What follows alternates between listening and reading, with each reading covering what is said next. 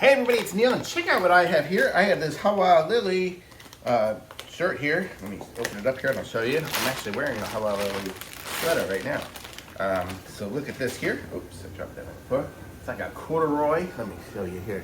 I got corduroy shirt with button up and got pockets on it and stuff. So nice looking.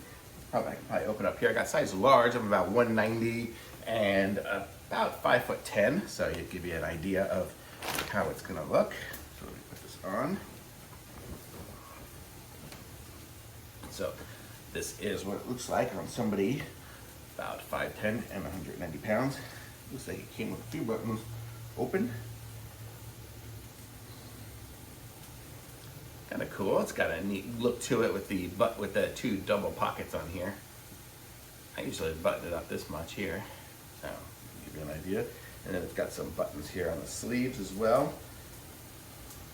And look at this, it's a nice shirt. It's got pretty cool. I can put stuff in the pockets, or I can just button them closed right now.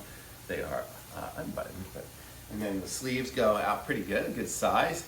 If I went in like that, it's gonna be a little shorter, you can see, but they have a good length, and it's got that whole kind of untucked shirt look to it.